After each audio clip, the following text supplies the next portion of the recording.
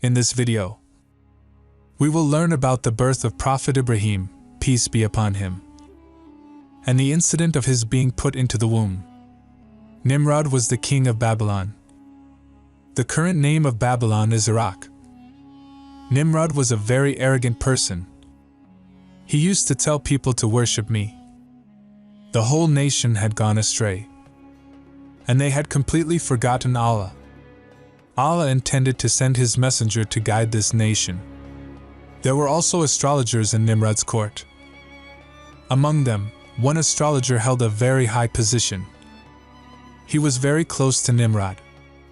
One day he told Nimrod that a child is going to be born in your kingdom. He will end idolatry and call people to his religion and also end your rule. After hearing this, Nimrod looked at the other astrologers of his court, and they all supported this astrologer. Nimrod was horrified to hear this and became angry and ordered that women and men be separated from each other so that no child could be born, and ordered to kill any child that was born. After this order of Nimrod, 100,000 children were killed in Babylon. But in the same country of Babylon there was a woman whose name is mentioned in history. Mona. Mona was pregnant at that time, but Allah hid the effect of her pregnancy. When the time came for the birth of this child, she went out of the city for fear of Nimrod's actions and took shelter in a cave in the middle of the mountains. She gave birth to the child in this cave, laid the child down, and prayed to God. "O God, I am going to lay a piece of my liver in this cave to save my child from these oppressors." She kissed the child, closed the mouth of the cave with stones, and left. Then the next day she went to see her child in the cave, and saw that the child was sucking his thumb, and milk was flowing from the thumb. This child was none other than Ibrahim. God had released milk in his thumb, and thus food continued to reach him, and miraculously he filled as much in a day as a child fills in a month. Your mother used to come to see you daily. When you were 2 years old, they started talking to you, and when you were 7 years old, your mother started teaching you great things about good manners. But what did they know that this child was a prophet himself? He spent 13 years of his life in this city. He often told his mother to take me with him to the city. One day Ibrahim came out of the cave and entered the city. Prophet Ibrahim had an uncle whose name was Azar. He is also mentioned as his father in history. Azar used to make idols of stone, wood, and clay and sold them to the people. Similarly, his business had spread a lot. Azar's sons also sold idols. Prophet Ibrahim came out of the cave and went to the city and reached his uncle. So the uncle also involved him in idolatry. Prophet Ibrahim used to put a rope around the neck of the idols, drag them on the ground, and bring them to the market. Idols would become mud and dirt. You would say to people that these idols cannot give profit or loss to anyone. This act of yours was not liked by the idol worshippers and your uncle at all. Your uncle advised you to refrain from this act. But Prophet Ibrahim continued his work and started preaching among the people. He advised everyone that only Allah is worthy of worship. His message began to spread rapidly among the people, and this also reached Nimrod. Nimrod immediately called you to his court and asked, "O young man, which God are you talking about?" Prophet Ibrahim said, "My God gives life to people and gives them death."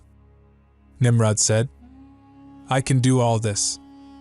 He called a prisoner who had been sentenced to death, set him free, killed an innocent man, and said, "See, I can do this too." Ibrahim said, "If you are truthful, then bring him back to life. And my Lord raises the sun in the east and sets it in the west. So bring him out from the west." At this Nimrod became enraged. Prophet Ibrahim's mother said to Nimrod that he does not understand. "I will explain to him, you let him go." Nimrod said, "If he does anything like that again, I will burn him alive." They left there, and your uncle also kicked you out of the house. But you continued your dawah and preaching work. The people of the country of Babylon used to celebrate Eid every year, and on that day they went out of the city to celebrate their festival. On that day, he asked Prophet Ibrahim to accompany him. But Ibrahim refused. After they left, Prophet Ibrahim went to the idols that everyone used to worship.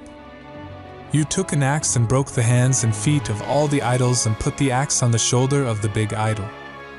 When all the people came back, they saw that their idols had been broken.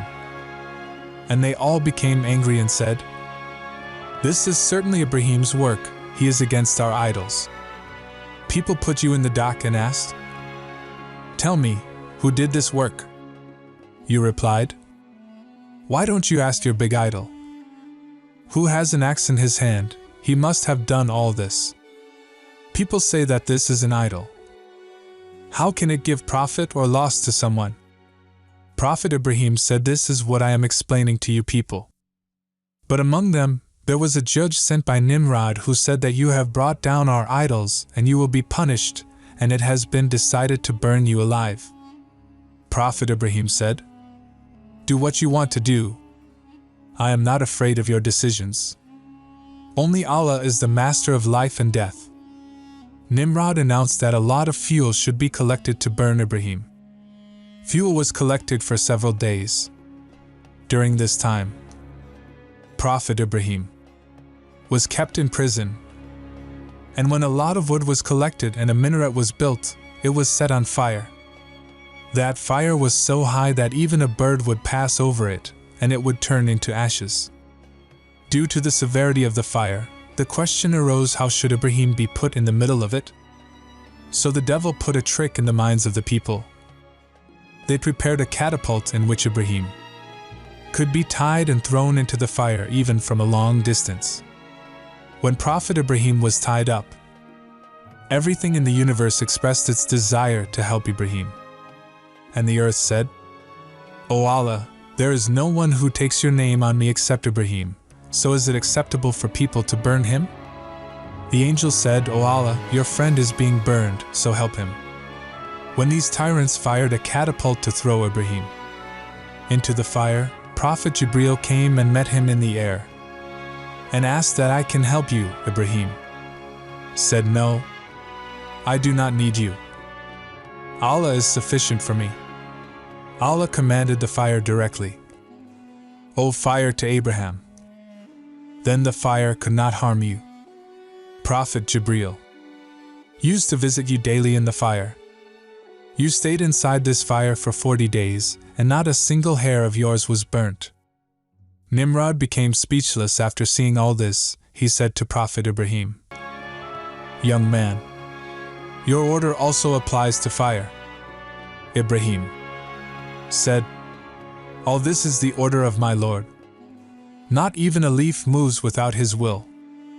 Nimrod, who could not do anything wrong with him, banished him from the country, fearing that the people would not believe in the God of Abraham. You left Babylon with your wife Sarah and your nephew Lot.